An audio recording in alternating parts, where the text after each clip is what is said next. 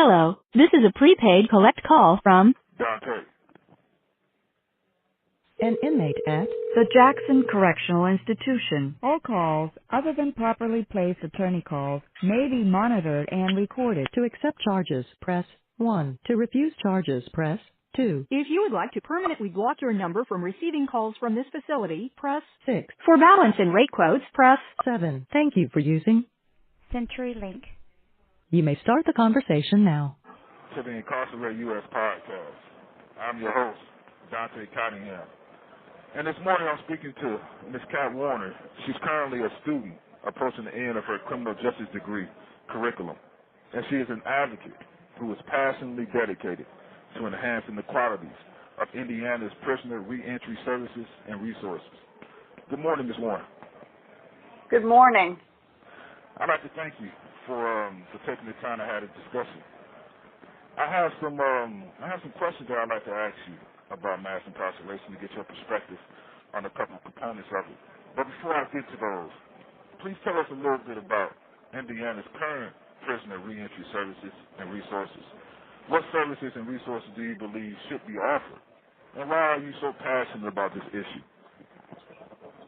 Well, I believe Indiana needs to offer some kind of job training for the inmates before they're released so they have something when they go out into the world.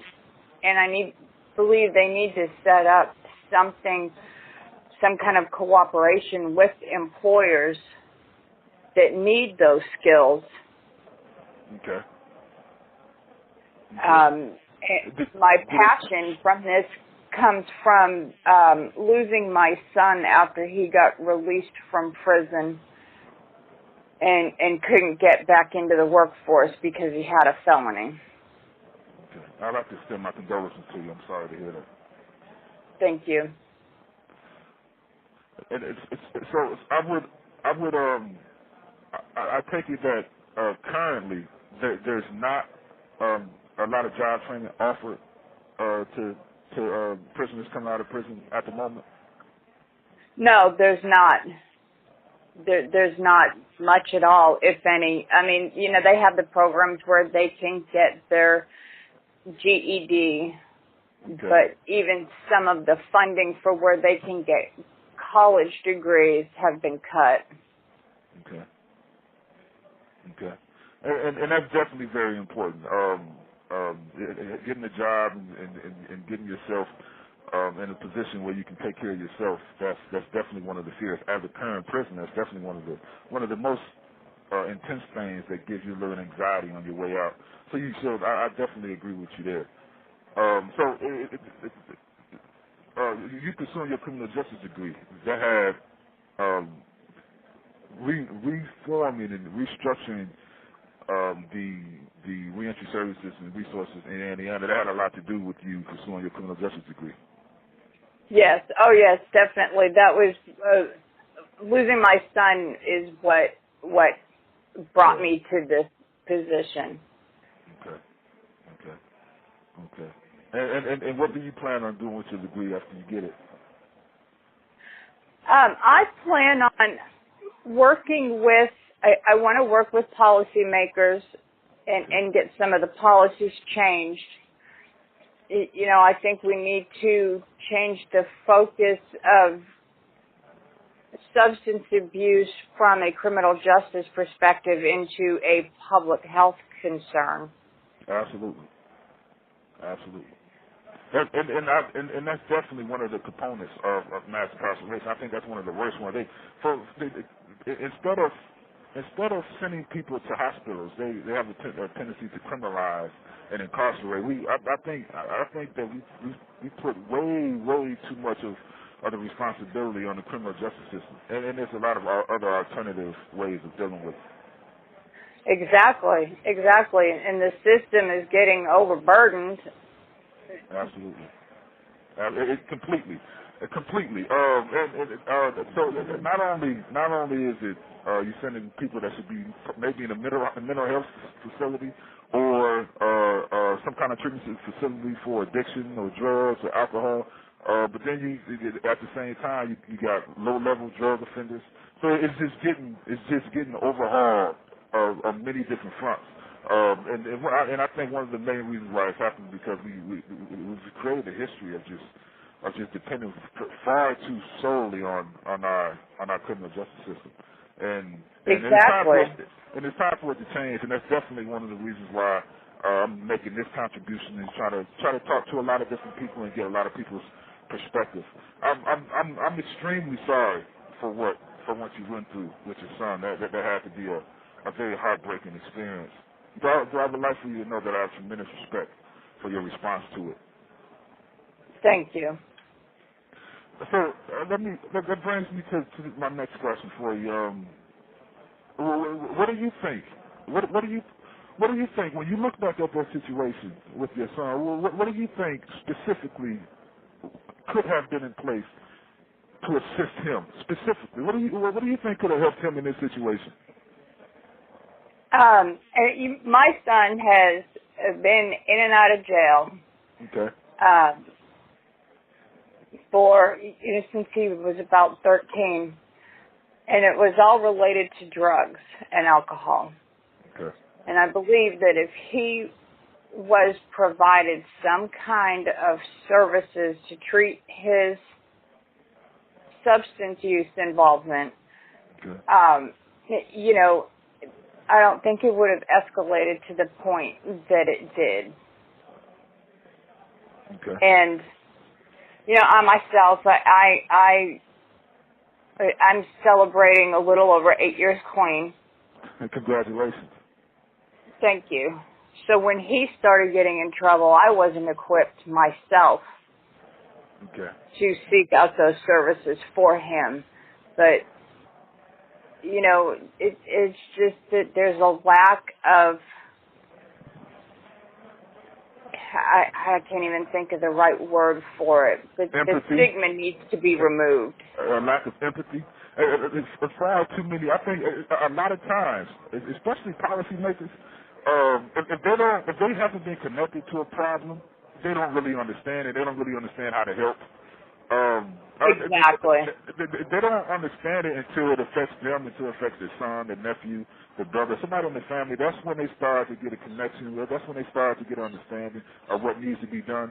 And that's why your voice is so important.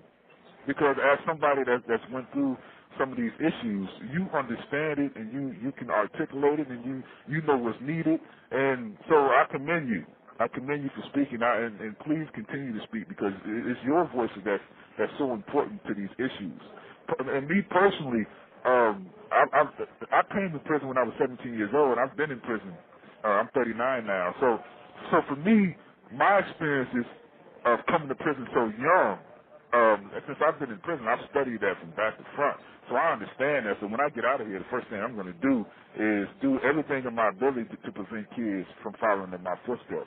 And so from my standpoint, I'm doing exactly what you're doing, and that is speaking from my own experiences. And I think that needs to be done a lot more often in a lot more areas. And that's one of the main motivations for this podcast, to bring all of our voices together from different angles with different experiences. You know what I mean?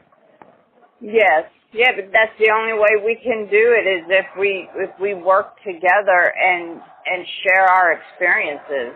Absolutely. So has this incarceration crisis in America, has it affected you in other ways as well? Is there what? The incarceration crisis in America, has it affected you in other ways as well? Has there been any other impact on you? Well, I've had my involvement, my own addiction. I've been incarcerated, and it was my attorney that told me to go to the NA program. Okay. It wasn't anybody in the court system. And I've had a fiance that got cancer in prison okay. and didn't receive the treatment for it. until he got out. Okay. And go ahead. No, excuse me. Go ahead. It's just, it's affected so much of my life. You know, Absolutely. With friends and significant others, and you know, I see how it affects my grandkids now, because now my oldest grandson is without his dad. Absolutely. And that's definitely another component. When the parents are gone, it increases the odds of the children following their footsteps. Not saying that it's definitely going to take place, but it makes it harder. It makes it more possible.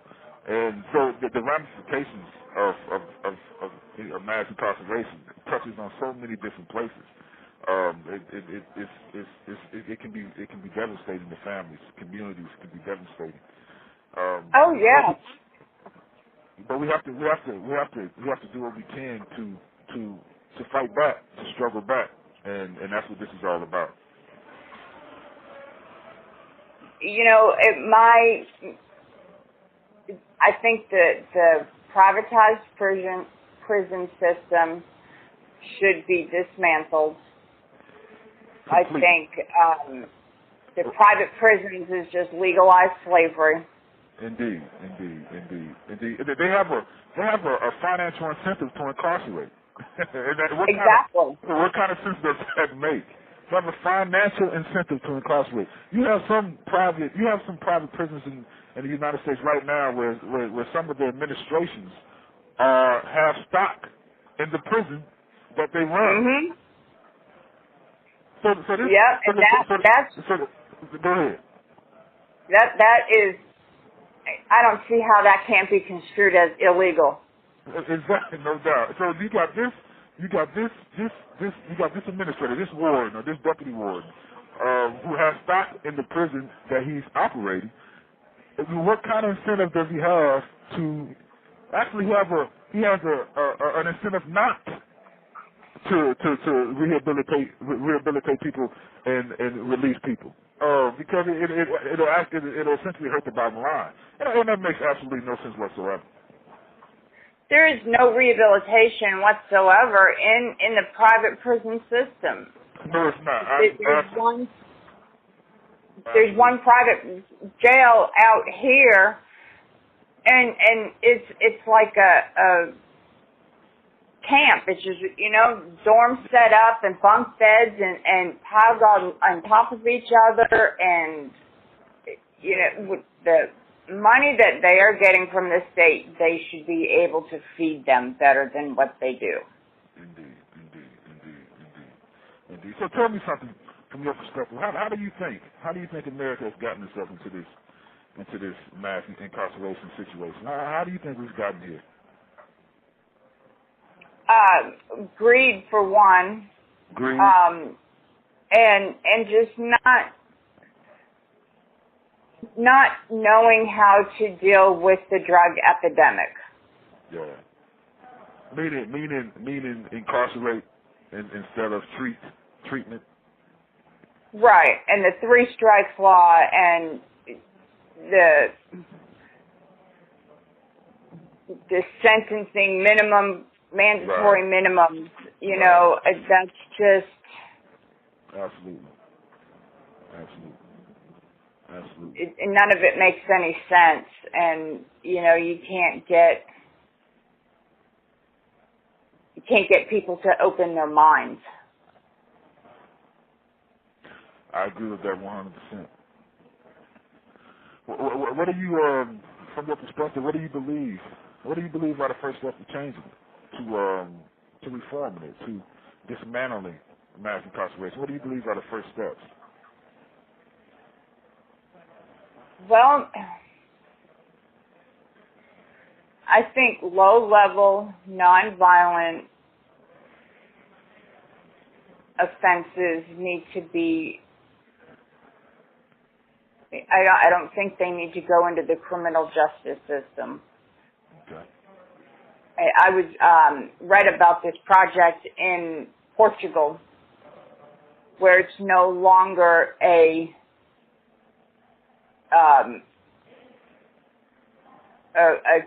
criminal justice charge for possession for personal use. It's an administrative sanction. Okay. And that's where they pretty much like an assessment. You get a ticket, you go for an assessment, and then they determine the services that you need. And all calls other than properly placed attorney calls may be monitored and recorded. And I agree with you, because for something as simple as that, it may cut the prison population by 25-30%. And that's huge. yes, because that's a majority of the people in prison right now are low-level, nonviolent drug offenders. Indeed. And, I mean, is there any drug treatment program where you're at? Yes, it is, but the way they have it situated in Wisconsin is if you have a they call it AODA, and if you have an AODA need, what they call a need, there's a list, and you put on the bottom of the list based upon how much time that you have. So essentially, since I have a lot of time, I won't make it to the list. There'll be people that are short-time people that'll go first. So they'll keep moving short-time people ahead of me. I've been out there 22 years now, and I haven't made the list.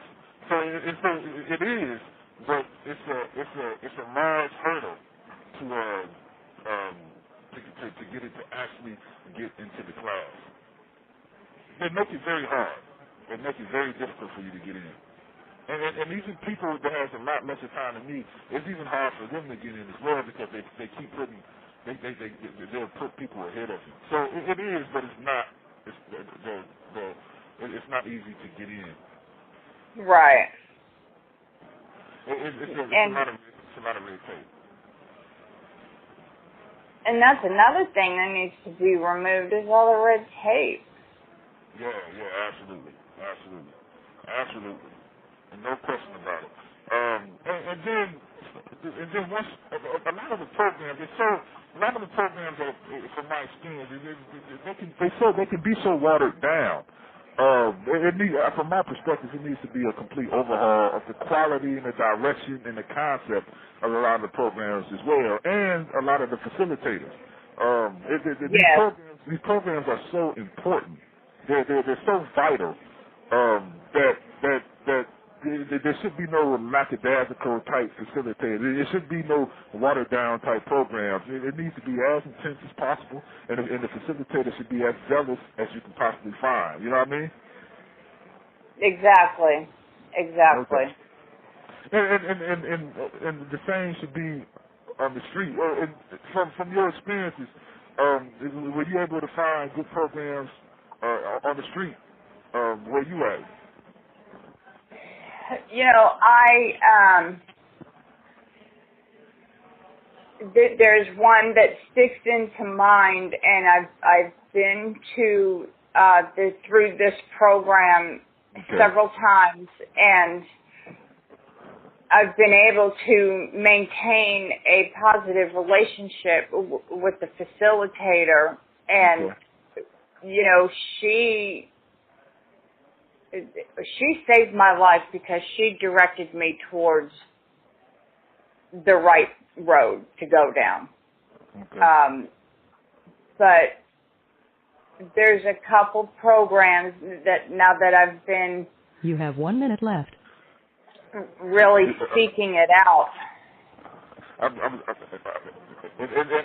least they got a couple good people. And I'm sorry, but our time has just run out, so I want to thank you for taking the time. And again, I'm sorry from your experience. That's okay. I'm glad I can participate. But again, I have tremendous respect for your response. And then please keep fighting. Please keep moving because your voice is so important. This is Advocay signing off with the Incarcerate U.S. podcast, the place where all of our voices come together. You have a beautiful day, Ms. Warren. You too. The caller has hung up.